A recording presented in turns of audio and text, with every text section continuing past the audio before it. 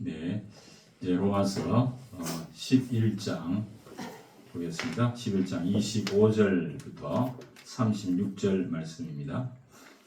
로마서 11장 25절에서 36절까지 교독합니다. 형제들아, 너희가 스스로 지혜 있다 하면서 이 신비를 너희가 모르기를 내가 원하지 아니하노니, 이 신비는 이방인의 충만한 수가 들어오기까지 이스라엘의 들어는 우둔하게 된 것이라. 그리하여 온 이스라엘이 구원을 받으리라. 기록된 바 구원자가 시온에서 오사 야곱에게서 경건하지 않는 것을 돌이키시겠고, 내가 그들의 죄를 없이 할 때에 그들에게 이루어질 내 언약이 이것이라 함과 같으니라. 복음으로 하면 그들이 너희로 말미암아 원수된 자요, 택하심으로 하면 조상들로 말미암아 사랑을 입은 자라. 하나님의 은사와 부르심에는 후회함이 없느니라. 너희가 전에는 하나님께 순종하지 아니하더니 이스라엘이 순종하지 아니함으로 이제 긍휼을 입었느니라. 이와 같이 이 사람들이 순종하지 아니하니 이는 너희에게 베푸시는 긍휼로 이제 그들도 긍휼을 얻게 하려 하심이라. 하나님이 모든 사람을 순종하지 아니하는 가운데 가두어 두심은 모든 사람에게 긍휼을 베풀려 하심이로다. 깊도다 하나님의 지혜와 지식의 풍성하며 그의 판단은 헤아리지 못할 것이며 그의 길은 찾지 못할 것이로다.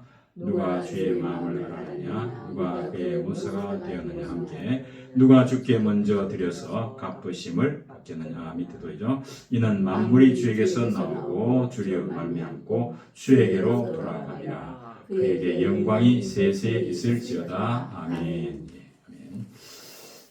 오늘 어버이 주일인데 어버이 주일 설교를 생각을 했지만 아직까지 우리 교회는 청년들이 많지 않아서 그냥 로마서 그대로 계속 우리 강의를 해나가도록 그렇게 하겠습니다.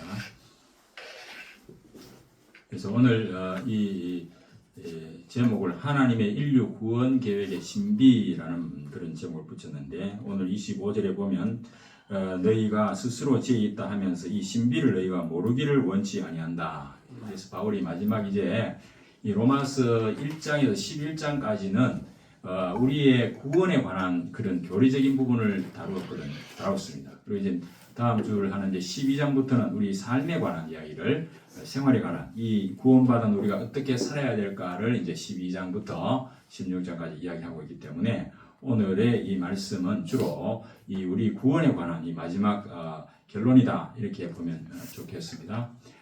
우리 11장에서 이스라엘이 예수 그리스도를 배척함으로 이방인에게 구원의 은혜가 임하였지만은 하나님께서는 자기가 택한 이스라엘을 결코 버리지 않고 마침내 구원한다고 하는 이 하나님의 구원 계획의 신비함을 오늘 이 마지막 절에서 보게 됩니다. 오늘 본문을 구원에 대한 하나님의 신비함에 대해서 그 찬양과 감사로 끝에 이제 마무리하고 있습니다. 그래서 오늘 이 본문을 통해서 이 구원의 신비함에 대해서 우리가 조금 자세히 살펴보도록 하겠습니다.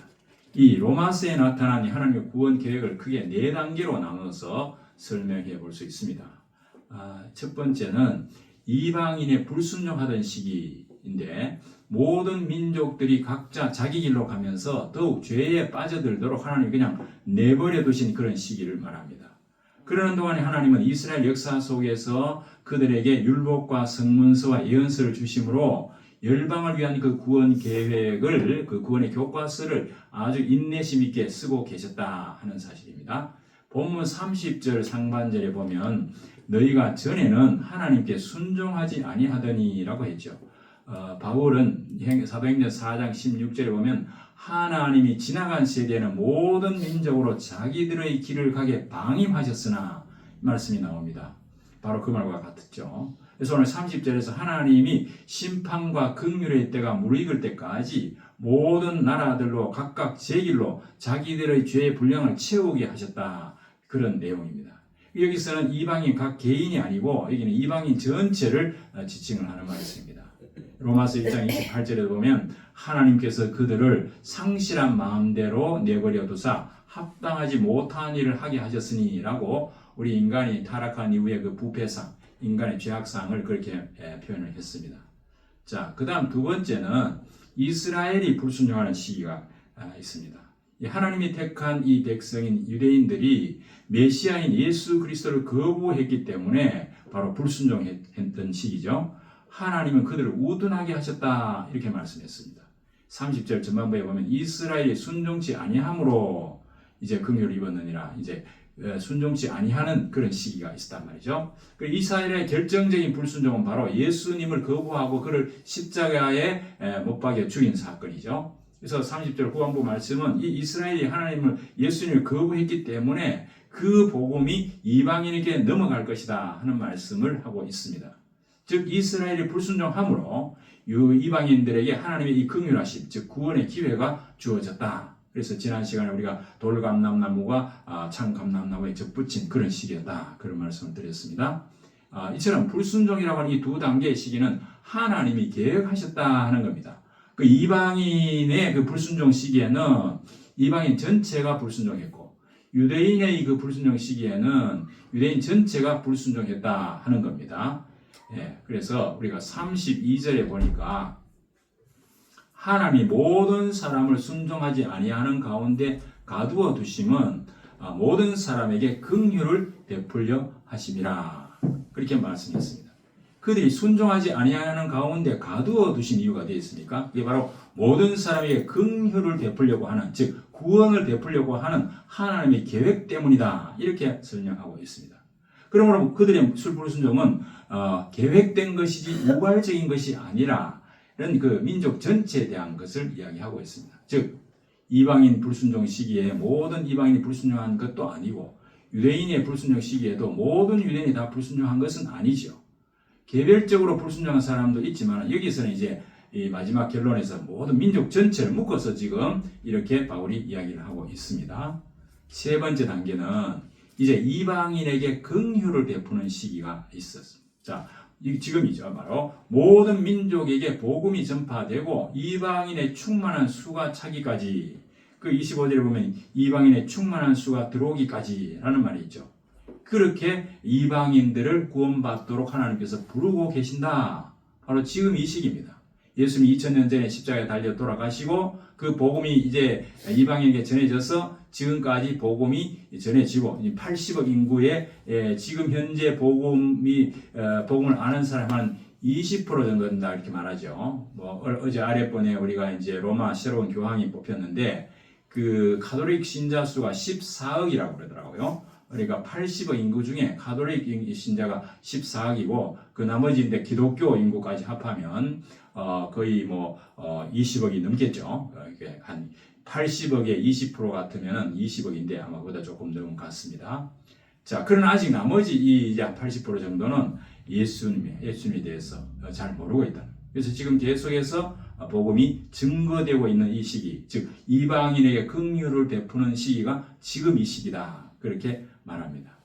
그래서 바울은 25절에서 이 이방인의 충만한 수가 들어오기까지 계속해서 세계 복음화가 이루어질 것이다, 이렇게 예측하고 있습니다. 하나님이 역사를 운행하는 데 있어서 이 세 번째 단계에 해당하는 시기가 바로 예수님이 십자가에 죽으신 이후에 지금까지 계속해서 우리가 이 복음이 전해지는 지금 이 시기다, 그렇게 볼 수가 있죠. 그래서 그 예수님께서 성령 임하면 땅 끝까지 복음이 증거돼야만 이제 주님의 오신 그때가 온다는 말씀을 하셨습니다. 자, 마지막 이제 네 번째 단계는 이스라엘에게 긍휼을 베푸는 시기가 되겠습니다. 이게 이제 마지막으로 하나님이 그분의 계획을, 구원 계획을 완성하시고 이스라엘 민족을 우둔하게 하신 것을 제거하고 구원하셔가지고 많은 이들이 그리스도께 돌아오는 시기이다, 그 말입니다. 그게 어디 있습니까? 31절에 보니까 이와 같이 이 사람들이 순종하지 아니하니 너희에게 베푸시는 긍휼로 이제 그들도 긍휼을 얻게 하려 하심이라. 이방인을 하나님께서 긍휼히 여기서 불쌍히 여기서 우리를 이제 예수 믿게 하셨는데, 이제 마지막 남은 이 유대인들, 하나님의 택한 백성 이스라엘을 마지막으로 이제 구원할 시기가 온다, 그 말씀입니다. 그래서 모든 이방 나라 이방인들의 충만한 수가 들어온다. 물론 이때 우리가 끝에 요한계시록은 14만 4천 명이라고 이야기하고, 또 신천지 같은 데는 14만 4천 명을 문자 그대로 해서 그 사람들만 구원받는다, 그런 잘못된 해석을 하고 있습니다. 여기도 이제 충만한 수라고 하는 것도 그 충만한 수가 얼마가 될지 우리는 알 수가 없습니다. 그래서 이걸 이제 전체적으로 이제 이렇게 올 때가 온다 이 말이죠. 그래서 이 충만한 수가 들어와서 구원하시는 그 긍휼이 완성되면, 즉 땅끝까지 복음이 증거되어지면 하나님께서는 이제 이스라엘의 우둔함을 제거하고 온 이스라엘이라면 온 이스라엘, 그 26절에 보면 온 이스라엘이 구원을 받으리라 말씀이 나오죠. 그래서 온 이스라엘은 메시아를 영접하게 되고 이스라엘 전체가 구원을 얻을 것이라고 하는. 그래서 밑에 이제 구약 성경을 두 군데 인용했죠. 구원자가 시온에서 오사, 그 이제 이스라엘에 온단 말이죠. 야곱에게서 경건하지 않는 자들을, 즉 이스라엘 백성들, 유대인들을 경건하지 않은 데서 돌이키고 또 내가 그들의 죄를 없이 할 때에 하나님께서 이제 용서하시겠다 말이죠. 회개심이 또 해서 회개하는 기가 온단 말이죠. 그들에게 이루어질 내 언약이 이것이라. 하나님께서는 아브라함에게 너를 통해서 온 백성이 구원을 받을 것이다. 온 세계 만민이 구원을 받을 것이라고 하는 그 복을 받을 것이라는 말씀이 이제 마지막 이스라엘이 전체적으로 하나님께 회심하고 돌아올 때가 이제 있다. 그 말입니다. 자, 그렇다면 하나님은 왜 이런 식으로 구원 역사를 계획했을까요? 하나님이 인간의 교만한 입을 막고 하나님이 절대적으로 자유롭게 베푸시는 그 위대한 긍휼을 극대화시키고자 하는 그 역사 속에서 일하시는 것입니다. 이방인에게 보이는 긍휼로 유대인의 자랑이 끝난 거죠. 또 우리 이방인의 구원은 유대인의 그 구원을 위한 발판으로 삼으심으로써 우리의 입도 막으셨습니다. 그러므로 모든 이방인의 자랑도 끝이 난 거죠. 즉 유대인과 이방인의 모든 자랑, 이 자랑 뭡니까? 내가 선을 행해서 나는 구원받을 수 있다고 하는 그런 자기 자신의 행위를 자랑하는 그 모든 것을 다 막으시고 오직 하나님의 긍휼하심만 남게 된다. 우리가 구원받는 것은 하나님의 긍휼 때문이라고 하는 것을 드러내기 위해서 하나님께서 이렇게 이방인과 유대인의 구원을 계획하시고 지금도 섭리하고 계신다. 그 말입니다. 그래서 로마서 9장 16절에 보면 그런즉 원하는 자로 말미암은 자로 말미암음으로도 아니요 다른 박질하는 자로 말미암음도 아니요 오직 긍휼히 여기시는 하나님으로 말미암음이니라. 그렇게 말씀했습니다. 그것이 하나님의 구원 역사 속에서 우리에게 원하시는 가장 큰 목적입니다. 그래서 로마서 뒤에 이제 15장 9절에 가보면 모든 나라가 하나님의 긍휼 안에서 하나님을 영화롭게 할 때가 온다. 그런 말씀이 나옵니다. 자, 큰 두 번째로 이스라엘의 그럼 이 구원의 확실성을 한번 살펴봅시다. 이 구원은 이스라엘이나 이방인 모두에게 동일한 방식으로 오죠. 우리가 아는 대로 구원자이신 예수 그리스도를 믿지 않으면 구원은 결코 이루어지지 않습니다. 그러나 본문 26절의 요지는 이것이 전부가 아니라는 거죠. 지금까지 바울은 그 자기 동족들이 구원받기를 정말 열망했지 않습니까? 이제 마지막에 이제 민족에 대한 이야기를 지금 하고 있는 겁니다. 본문 26절, 27절에 보면 온 이스라엘이 구원을 받으리라. 기록된 바 구원자가 시온에서 오사 야곱에게서 경건하지 않은 것을 돌이키시겠고 내가 그들의 죄를 없이 할 때 그들에게 이루어질 내 언약이 이것이니라. 이 이제 구약 성경을 인용해서 바울이 이렇게 이야기를 하고 있습니다. 이스라엘의 구원은 예수 그리스도를 통해서 올 뿐 아니라 반드시 오게 된다. 그 말입니다. 이스라엘의 구원은 단지 가능성이 아니고 확실한 언약이라는 말이죠. 하나님은 이스라엘을 그의 백성으로 이미 부르셨습니다. 본문 29절에 보면 하나님의 은사와 부르심에는 후회하심이 없느니라. 하나님께서 아브라함을 부르신 거기에 대해서 후회함이 없다 이 말이죠. 그리고 온 이스라엘의 구원을 받을 수도 있겠다가 아니고 받을 것이다 이렇게 말하고 있습니다. 구원을 받으리라 이렇게 말하고 있죠. 온 이스라엘이 미래 어느 세대에 사는 그 민족 전체를 언급한다고 하는 점에서는 이것이 이제 학자들 간의 의견이 일치하지는 않는데 어떤 사람은 여기 온 이스라엘이라고 하는 이 말을 유대인과 이방인을 모두 포함해서 영적 이스라엘이다 이렇게 이제 해석을 하는 경우도 있고 또 두 번째는 어떤 학자들은 예수 그리스도를 믿는 믿음을 통해서 구원을 받는 그 이스라엘 민족의 남은 자들이다 이렇게 또 해석하기도 합니다. 그리고 세 번째 해석은 뭐냐? 이 온 이스라엘의 말은 이스라엘 민족 전체가 구원받을 것이라고 해석하는 입장입니다. 대체로 이 세 번째 견해가 다수 학자들의 견해다 그렇게 말합니다. 그것이 여러 가지 근거가 있습니다만은 이것을 이제 여기서 자세히 다룰 수는 없고 대체로 로마서 11장의 12절 12절 한번 봅시다. 12절에 보면은 그들의 넘어짐이 세상의 풍성함이 되면 그들의 실패가 이방인의 풍성함이 되거든 하물며 그들의 충만함이리요. 이 말씀이 이제 이스라엘 구원에 대한 이야기고, 또 15절을 봅시다. 15절에 보면 그들은 바라는 것이 세상의 화목이 되거든 그 받아들이는 것이 죽은 자 가운데 살아나신 것이 아니면 무엇이리요. 이것도 이제 이스라엘 백성에 관한 이야기고, 그 다음에 25절을 봅시다. 방금 우리가 봤던 이 신비는 이방인의 충만한 수가 들어오기까지 이스라엘의 들어는 우둔하게 일단 가두어 두셨다 하는 말씀. 근데 이제 이스라엘이 돌아온다 이 말이죠. 방금 우리가 봤던 26절은 반드시 여기 또 이렇게 구약 예언을 두 가지 인용해가지고 이스라엘이 전체적으로 돌아온다. 그리고 마지막 28절에 보면은 자, 복음으로 하면 그들이 너희로 말미암아 원수된 자요. 그렇죠. 복음을 거부했기 때문에 하나님과 원수가 되었습니다. 이스라엘 백성들은. 택하심으로 하면 이 이스라엘 하나님이 만세전에 택하신 그 아브라함을 통해 택하신 그것으로 하면 그 조상들로 말미암아 사랑을 입었기 때문에 하나님의 택한 백성이 됐고 그 백성들은 반드시 구원이 된다. 이 말씀을 지금 하고 있죠. 이런 걸 근거로 들어서 이제 학자들 사이에 이 세 번째 마지막 때가 되면 이스라엘 민족 전체가 회개하고 회심하고 돌아올 때가 있다. 그러면 이제 역사의 끝이 온다. 그 말이죠. 자, 그래서 근데 이 민족적인 구원이 어떻게 일어나는가? 자세히 우리가 알 수는 없습니다. 그래서 이 신비라는 말을 썼습니다. 바울은 예수님의 재림 때가 되면은 이스라엘이 그리스도께로 돌아온다고 하는 그 회심이 있을 거라고 하는 의미로 이제 이런 신비라는 말을 쓰고 있습니다. 또, 자, 스가랴서 12장 10절에 보면 내가 다윗의 집과 예루살렘 주민에게 은총과 강구하는 심령을 부어주리니 그들이 그 찌른 바 그를 바라보고 예수님을 십자가에 찌르는 그 예수를 바라보고 그를 위하여 애통하기를 독자를 위하여 애통하듯 하며 그를 위하여 통곡하기를 장자를 위하여 통곡하리로다. 예수님이 십자가에 죽으시고 부활했을 때 베드로가 이렇게 복음을 선포했을 때 형제 어찌할 거라고 애통하며 돌아온 많은 사람들이 있었지 않습니까?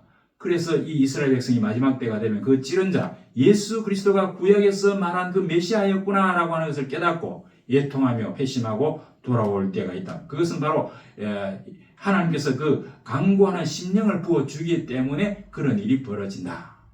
자, 그런데 이스라엘이 언제 어떻게 회심할지에 대해서는 확실히 알지 못하는 신비 속에 있습니다. 그러나 그때는 분명히 올 것이라고 하는 거죠. 이 불경건한 것을 돌이키고 죄를 용서하는 구원자 예수 그리스도께서 그 때를 허락하실 것을 이 바울은 확신하고 있었습니다.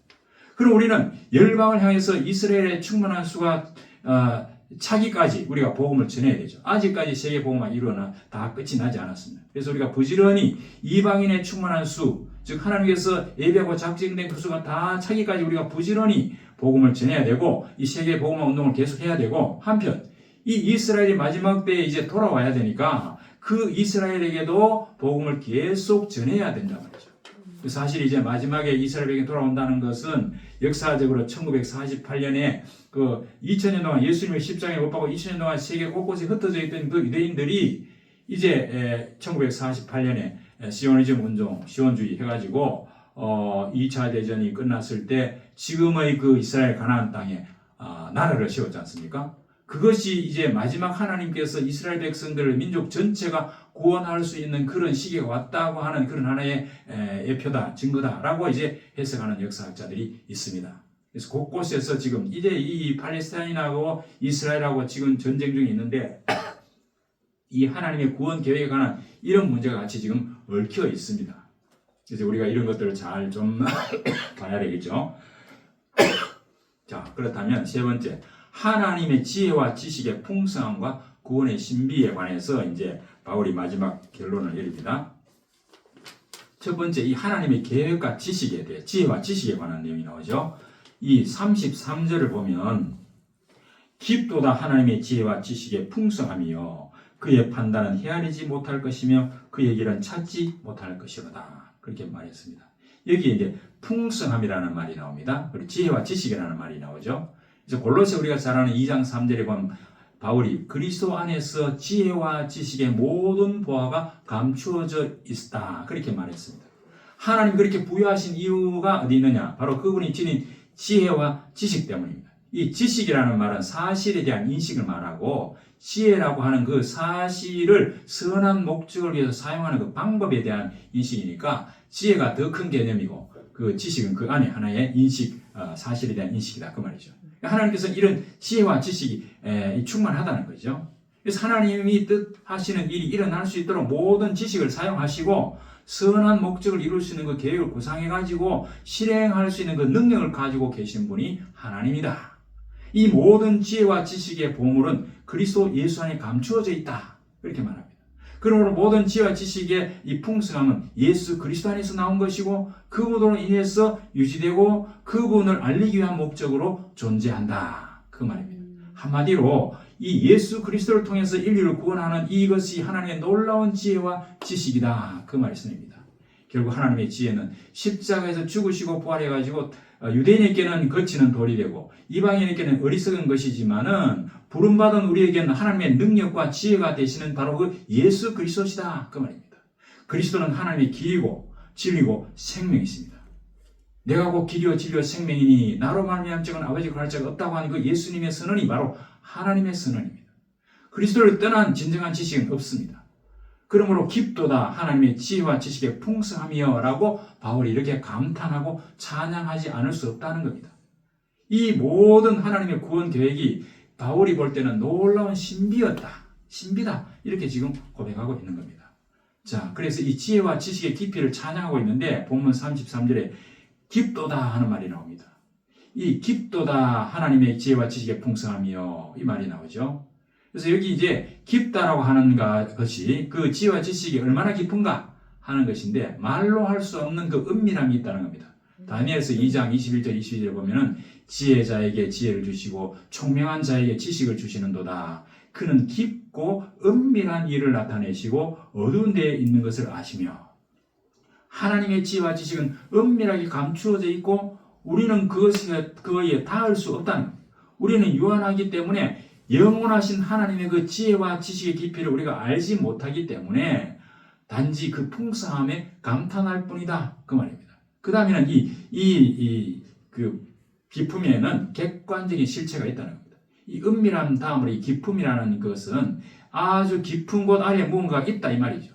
성경에 계시된 하나님의 지혜와 지식의 풍성함은 인간의 어떤 예술 양식이나 상상이 빚어내는 시가 아니라 바울이 거기에 더 많은 객관적인 실체가 있는데 우리는 그 하나님의 신비, 하나님의 구원에 대해서 조금밖에 알지 못할 뿐이다. 그 말입니다. 세 번째는 궁극적인 기초가 있다는 거죠. 이 깊도다 하는 말은 그 실체가 기초가 된다 말이고 여기서 바울이 말하고 있는 것은 하나님이 바로 만물의 기초가 되신다는 겁니다. 36절에 보면 뭐라고 말합니까? 이는 만물이 주에게서 나오고 주로 말미암고 주에게로 돌아감이라. 그에게 영광이 세세 있을지어다. 아멘. 이렇게 말했죠.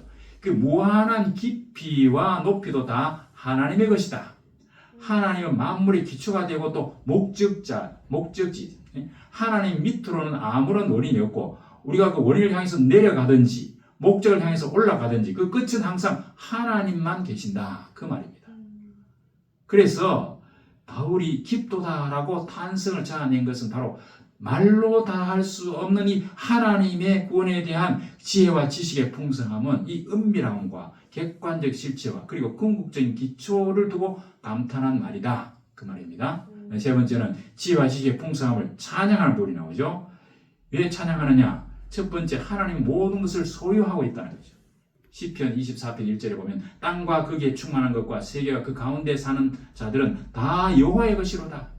신명기 10장 14절에 보면 하늘과 모든 하늘의 하늘과 땅과 그 위의 만물은 본래 내 하나님 여호와께 속한 것이로되 이렇게 말했습니다.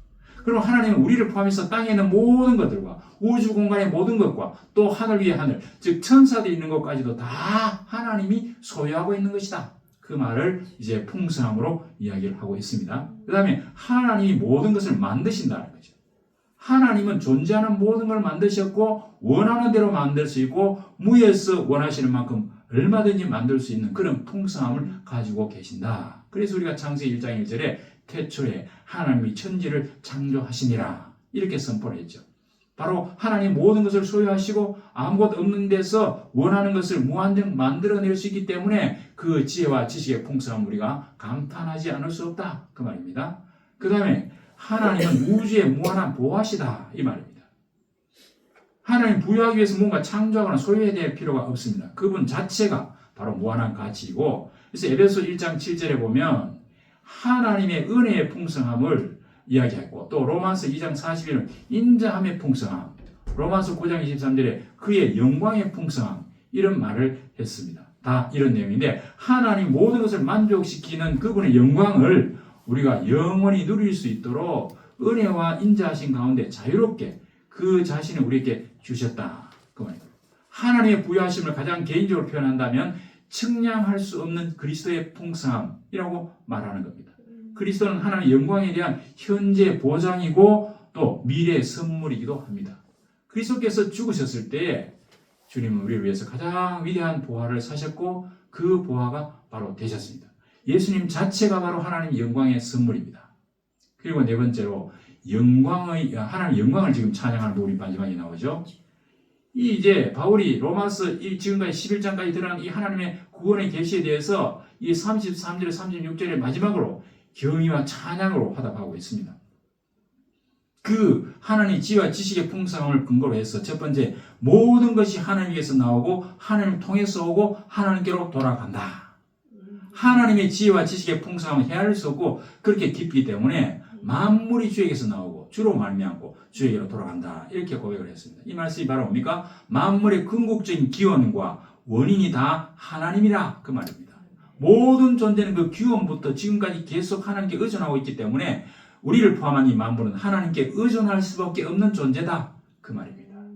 지금도 하나님께서 이 세상을 그렇게 섭리하지 않으면 이 지금 엄청난 이 혼란이 올 수 있다. 그 말이죠. 두 번째는 어느 누구도 하나님께 선물을 드려서 하나님을 빚진 자 되게 할 수 없다. 이 재밌는 말인데 35절에 뭐라고 말합니까? 누가 주께 먼저 드려서 갚으심을 받겠느냐? 재밌는 말인데 모든 것이 하나님께서 나오고 하나님의 소유이기 때문에 우리는 하나님의 소유가 아닌 것을 그분께 드릴 수 있는 게 없습니다. 그렇기 때문에 우리는 하나님을 빚지게 할 수 없다 이 말이죠. 하나님의 것으로 우리가 하나님께 드릴 뿐이다. 그리고 우리가 헌금하는 정신도 이 모든 것이 하나님의 것입니다 하고 하는 그 정신을 우리가 11조도 하고 그렇지 않습니까? 사실 욥도 내가 적신으로 와서 알몸으로 와서 알몸으로 돌아간다. 모든 것이 주께로 말미암았다. 그 말을 했지 않습니까? 자, 세 번째, 어느 누구도 하나님께 무엇을 하라고 조언할 수 없다. 34절에 또 재밌는 말이 나옵니다. 누가 주의 마음을 알았느냐? 누가 그의 모사가 되었느냐? 이 모사라는 말은 조언자, 카운슬러 그런 뜻입니다. 어느 누구도 하나님에게 이래라 저래라 조언할 수 있을 만큼 그분의 마음을 제대로 알지 못한다. 그럼 우리는 하나님께 어떤 조언을 드릴 수도 없고 감히 드려서도 안 되겠죠. 그럼 우리가 하나님께 충고하거나 흔히 우리가 기도할 때 하나님 이거 안 들어주면 하나님이 손해입니다. 이렇게 우리가 협박하잖아요. 그런 협박을 하거나 충고할 수도 없고 오직 그분을 신뢰하고 순종하는 것이 우리에게 마땅하다. 누가 주의 마음을 알았느냐? 그의 모사가 되었느냐? 그런 말씀을 하고 있습니다. 바로 네 번째는 그분의 길과 판단은 우리의 한정된 생각으로 헤아릴 수도 없고 찾을 수도 없다 그랬습니다. 깊도다 하나님의 지혜와 지식의 풍성함이 그의 판단은 헤아리지도 못할 것이며 그의 길은 찾지도 못할 것이다. 하나님의 이러한 신비가 성경에 게시되어 있습니다. 그리고 우리를 깨닫게 하시기 위해서 성령을 주셨습니다. 고린도서 13장 12절의 말씀처럼 지금은 거울로 보는 것 같이 희미하나 장차 천국에는 온전하게 알게 될 것이다. 바울도 삼층천에까지 올라간 체험이 있었지만 하나님의 이 신비를 제대로 다 알 수 없어서 그냥 찬양하고 지금 마무리를 하고 있는 겁니다. 그래서 오늘 결론이 이어집니다. 36절에 이는 만물이 주에게서 나오고 주로 말미암고 주에게로 돌아간다. 그에게 영광이 세세 있을지어다. 하나님께 영광 이렇게 지금 말씀하고 있죠. 우리의 구원은 하나님의 은혜의 영광을 드러내기 위함이라는 사실을 믿으십니까? 우리 각자는 하나님의 영광스러운 모습을 그대로 드러내기 위해서 존재한다는 사실도 믿으십니까? 그것이 바로 우주를 창조하신 이유고 아들을 보내신 이유고 우리가 존재하는 이유라는 겁니다. 한마디로 우리가 하나님의 영광을 드러내기 위해서 우리가 지금 존재하고 있다. 그 말입니다. 하나님의 형상인 그리스도의 영광을 영원히 우리가 바라보고 맛보고 보여주기 위한 것이 우리를 구원하신 하나님의 목적이다. 이 놀라운 구원의 부르심은 우리의 보물이고 기쁨이기 때문에 하나님을 찬양하지 않을 수 없다. 그 말로 오늘 바울이 결론을 내리고 있습니다. 말씀을 정리하겠습니다. 이 로마서 지금까지 살펴본 1장에서 11장까지 이 인간의 타락한 그 본성을 보여주신 후에 이러한 죄인들을 구원하시기 위해서 하나님께서 어떻게 이방인들과 유대인들을 구원하시는지 그 측량할 수 없는 하나님의 구원 계획과 사랑을 지금까지 보여주셨습니다. 하나님께서 이방인들이 그들의 악한 죄성에 따라 불순종하는 시기가 있었고 또 지금도 그렇습니다만 하나님이 택한 이스라엘 백성조차 이 예수 그리스도를 거부함으로 불순종하는 시기가 있었습니다. 그러나 유대인의 불순종 때문에 이방인이 긍휼을 얻게 되었고 그 다음에 그 후에 마지막으로 남은 이 이스라엘 백성들이 끝내 하나님 버리시지 않고 마지막으로 민족 전체가 하나님께 회심하고 돌아오는 때가 지금 있다. 그것을 바울은 바라보고 있습니다. 이 놀라운 하나님의 구원의 신비를 생각할 때 이 하나님의 지혜와 지식의 깊이와 풍성함을 우리가 찬양하지 않을 수 없다는 겁니다. 그러므로 우리가 하나님의 영광스러운 모습을 그대로 드러내기 위해서 존재한다는 이 사실과 그것이 바로 우주를 창조하신 이유이고 아들을 보내신 이유이고 우리가 존재하는 이유임을 우리가 믿어야 되겠습니다. 하나님 형상인 그리스도의 영광을 영원히 바라보고 맛보고 보여주게 하는 것이 하나님 우리를 구원하신 목적이고 그래서 우리가 그 하나님께 영광과 찬송을 올려드려야 되겠습니다. 저와 여러분 모두 이 놀라운 하나님의 은혜와 하나님의 영광을 날마다 찬양하고 증거하는 그 복음의 증인 되시기를 주의 이름으로 축원합니다. 하나님 감사합니다. 우리가 로마서 1장에서 11장까지 이렇게 쭉 저희들이 이제 살펴봤는데 오늘 이